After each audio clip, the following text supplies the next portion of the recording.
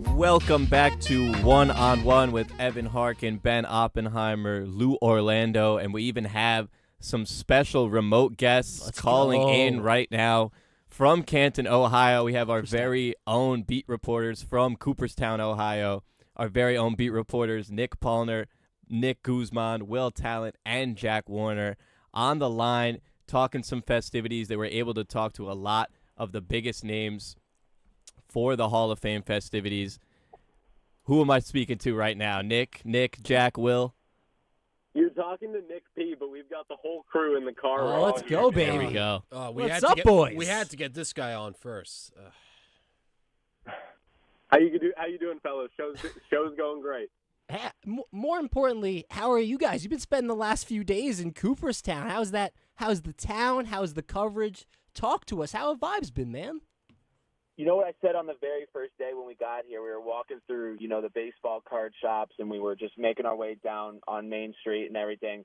And I said that I hadn't really felt kid in a candy store like this in a long time, because when you come here, it's just baseball everywhere. And it doesn't matter the store. You go around the corner, you see Doubleday Field. And, some of the players that we've gotten to meet over the last couple of days, I mean, it really has been just like, it's hard not to just fall in love with this town if you're a big fan of this sport. It's been truly a great time. I want to ask you guys first about this class, because we were getting into it a little bit, but we were looking at it and we really came to the fact, like, this is a stack class, man. Like, I know Beltre, we all kind of looked at and went, like, that's an obvious first ballot Hall of Famer. Maurer, I think we all hope to be a first ballot, and Todd Helton really snuck under the radar of, like, that is, you look at the stats, he's got some really good seasons, 5 straight years with a 1.0 OPS. What are your main takeaways from this class? And if you have anything that you've gotten from any of the Hall of Famers, any of the MLB greats that you've talked to, what have they said about this class? Well, I think one of the biggest takeaways is that this could be one of the last times in a long time that we see, obviously with Miguel Cabrera and Albert Pujols, one of the last times that we see a 3,000 hit guy go in Adrian Beltre.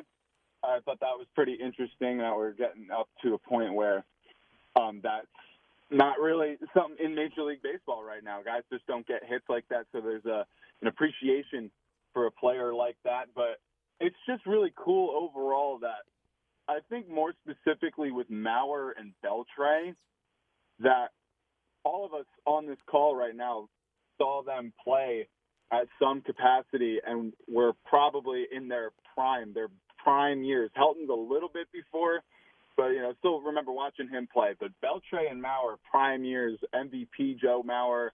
So it's just really, really special, and it's a testament to, I guess, how fast time is really going. And the other thing that's so fun about this class, too, is just how much personality that they've shown throughout their careers. We got to talk to a lot of fans in the streets, people, fans of each respective team that have a player going in. And, you think about Adrian Beltre and all the fun that he had when he was playing. I've talked about it multiple times while he's been here, thinking about the time that he pulled the on-deck circle closer to him and got ejected, or when he's messing around with his teammates in the middle infield and he doesn't like when people touch his head.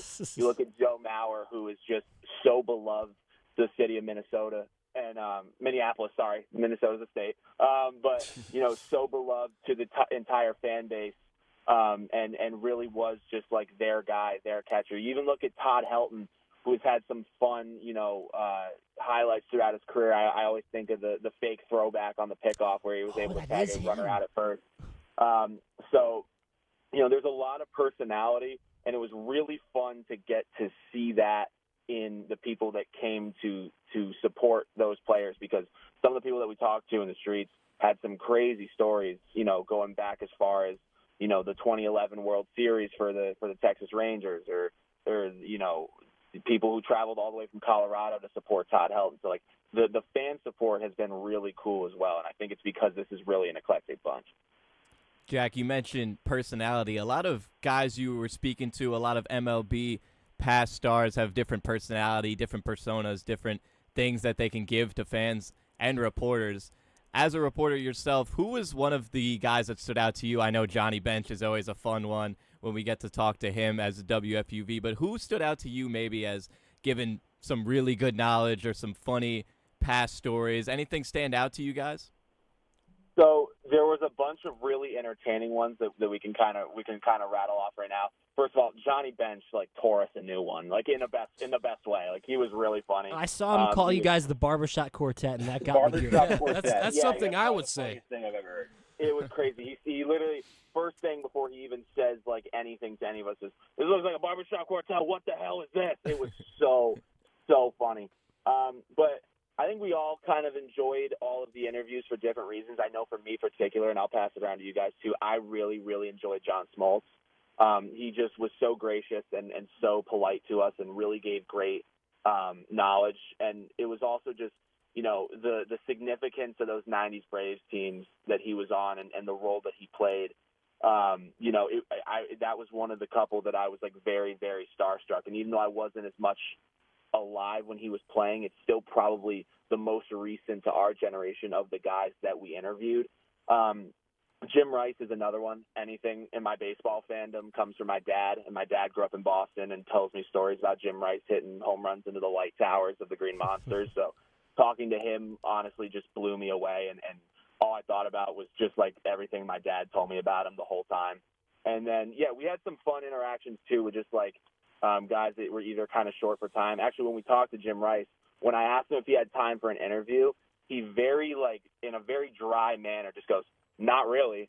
And we were kind of scared the hell out of me. And then he was like, "But go ahead." And then he proceeds to give us an 8.5-minute interview. So there were really there were some fun guys. I don't know about you guys. Yeah, Johnny Bench also said it looked like we won a contest. So that was another good one. That's also, a loaded Jim Cott line. Yeah.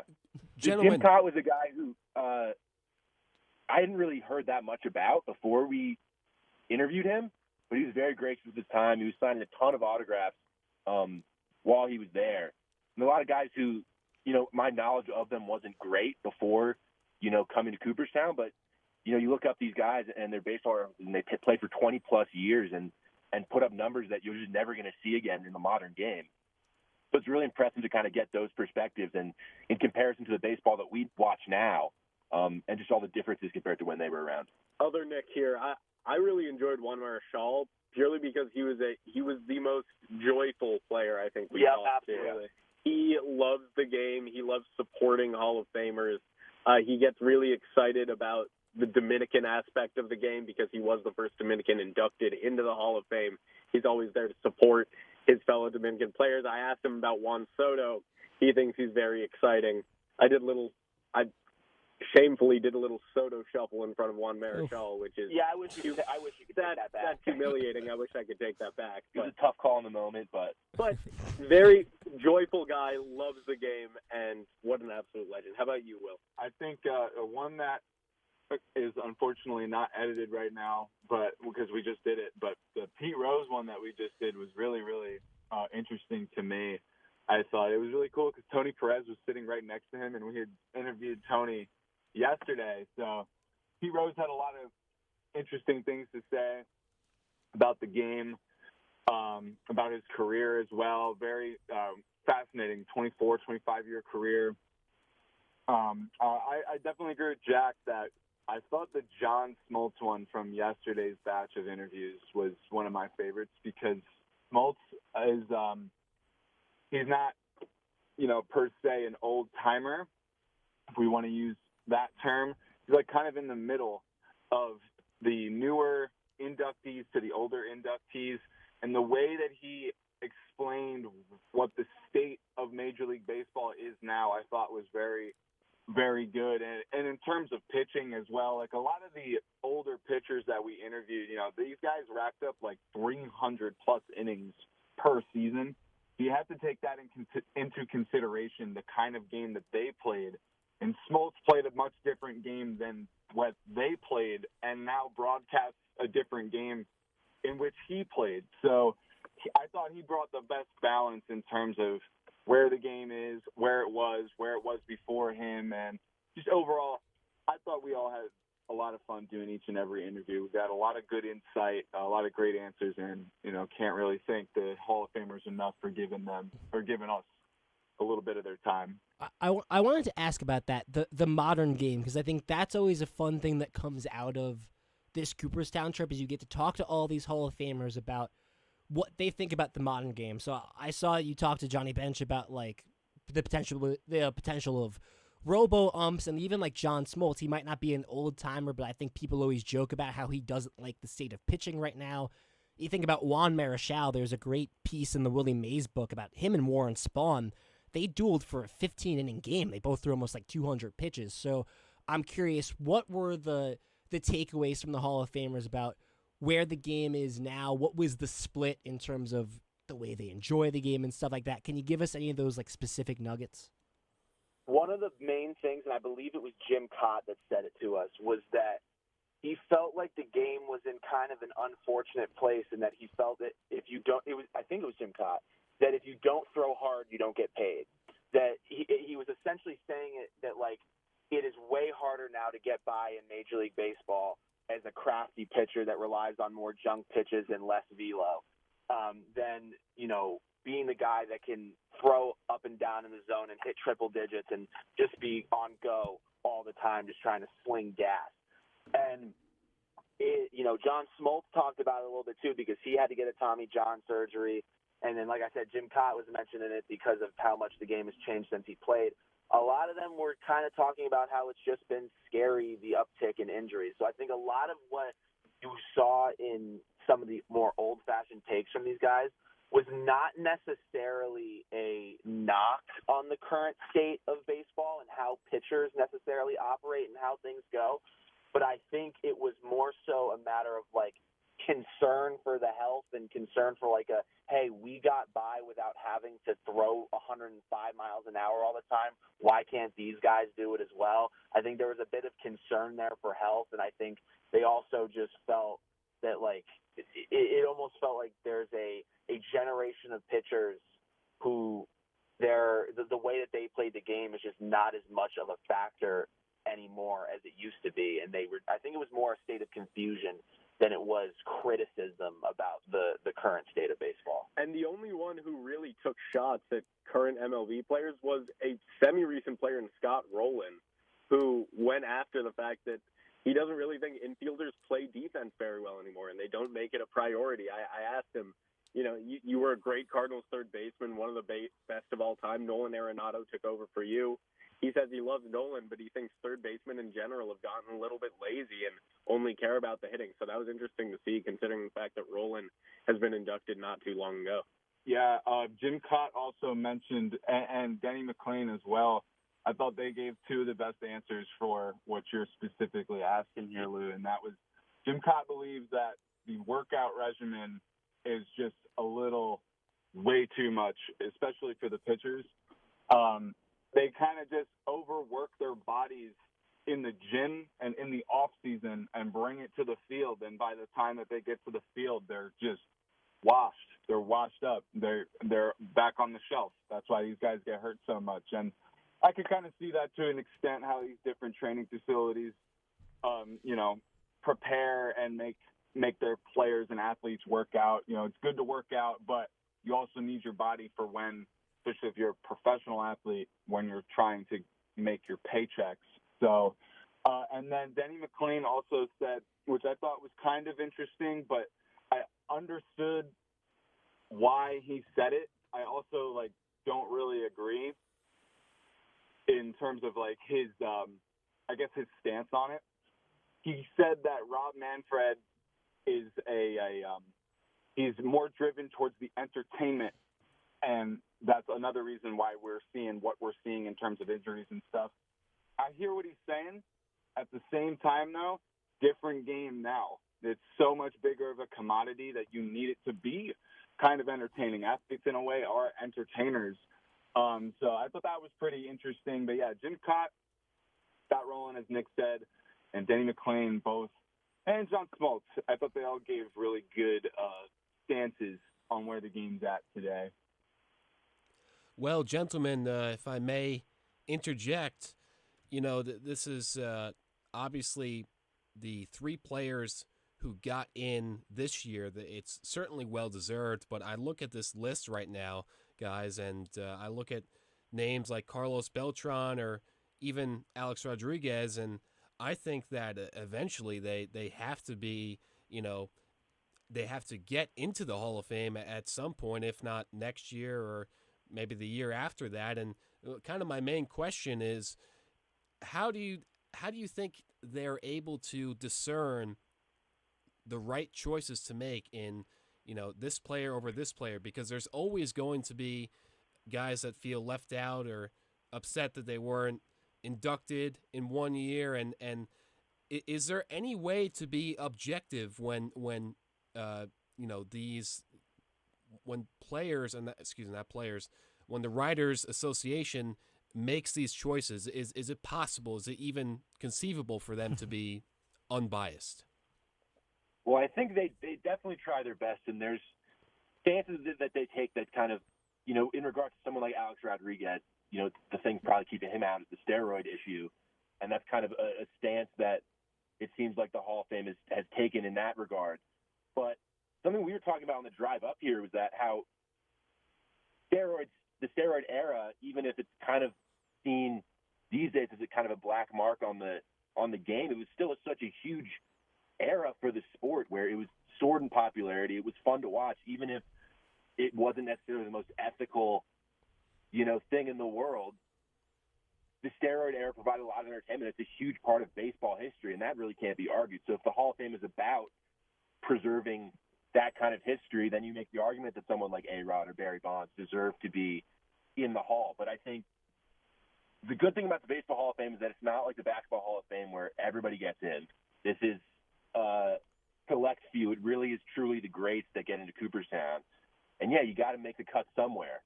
It's an incredible honor, and it's an incredible gallery of players. And I think if you look, their track record of getting the right players into the Hall of Fame is pretty damn good.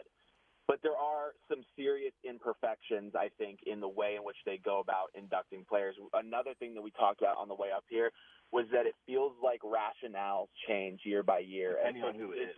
Depending on who it is. There's going to be one year where, the writers may be more trigger-happy to MVPs. There may be one year where writers are more trigger-happy to general just overall stats. There might be one year where it's World Series rings. It feels like it's changed sometimes to where certain arguments can be made for certain players to get in. I'm a broken record talking about this. I've made this point a million times. The Hall of Fame is incredible. Everything about this place is incredible. It's the greatest honor in the world. The way that steroid era and steroid user players is handled is absolutely atrocious, and I have no problem saying that.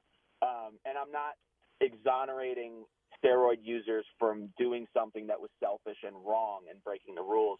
But at a certain point, it just feels like they're trying to cover up the steroid era, which not only was one of the times where baseball was at its most lucrative, but was also, if you go back and do some research, steroids were encouraged at times when they were not prohibited.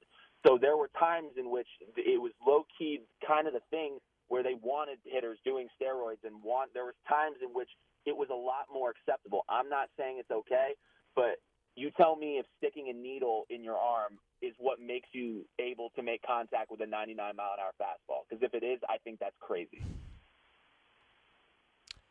Yeah, I think that's very well put. I want to end in a little bit of a fun direction here. We have a report from one Barry Tallant in the comment section. Now, there's a really fun area, Doubleday Field. You got the batting cages. You got the radar gun. Got a report from Barry Tallant that Will Tallant won the radar gun, had the fastest pitch. Any validity to this report, and if so, why? Which one? Would it have been the one? Was it the one at the batting range, or was it the one at the arcade? Honestly, I don't even remember doing that. It's probably the one over here at the arcade. Did you guys do it? Do I have faulty information? We didn't have a radar. There was this one game. Lou, remember we played that game at Dave & Buster's at Bobby's birthday? I mentioned it on the show. Yeah, absolutely. 85. Yeah. So we played one of those at an arcade, but we didn't really compete all that much. We were taking rips in the cages. But last night. It was just such a long day. We'd been up since 7 a.m. and it's a full day of interviews on our feet the whole time. Yeah. It's like, we want to take some rips. Yeah, I hit a round of batting practice in dress shoes. It was awesome. Well, think and how Mr. did that go, Talent Jack? Because talking you're about a famously a different member of the club team. scenario. I hit a couple seeds. Nick Yeah. saw it. I was hitting seeds. It's still the bat. It was interesting. All wood bats, no metal bats, and the wood bats were no tape either. So like Oh, it was God. hard to hold on to the bats at times. I prefer metal personally. I mean, it's either way. Really, wait, was that Ben? Yeah, it was me. Why? I'm just saying, you're the old-fashioned guy. I feel like with everything. I'm surprised to hear you prefer metal. Well, metal helps me helps my deficiencies at the batter's box. I was mentioning just briefly. I'll mention. I did when I went to Cooperstown with my family way back in 2013.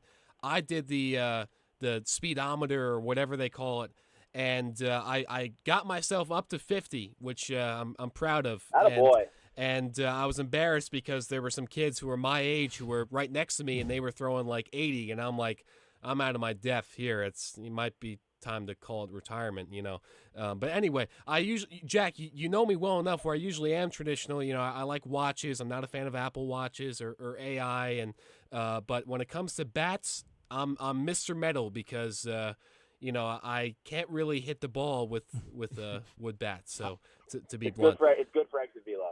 I'll say this, boys. If the radar gun was broken when Brian and I went last year, so if it's not broken, I would encourage you to do it. Maybe tweet the results. Who knows? Hey, I don't remember. Yeah, I think Mr. Talent was talking about a different time when I was up here. Could have had it. I don't really remember. And what do you think we hit? Were we pumping 80s?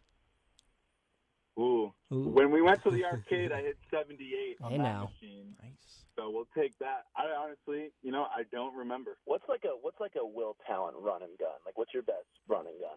Oh, in high school, it was like 84 maybe. I don't know. Run and gun. Storied high school career for Will Talent. Run and gun. I got up to 87 once. We'll pull down action. Yeah, we'll pull down.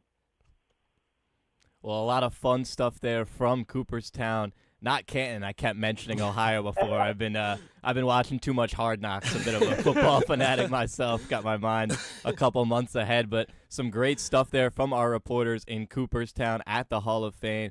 But that's not it for the content we have from the Hall of Fame. After this break, we're going to bring you some interviews and clips that our reporters were able to collect over the past couple of days, being surrounded by so much baseball history and legacy. That's coming to you in just a couple of minutes. Stay tuned for more One-on-One.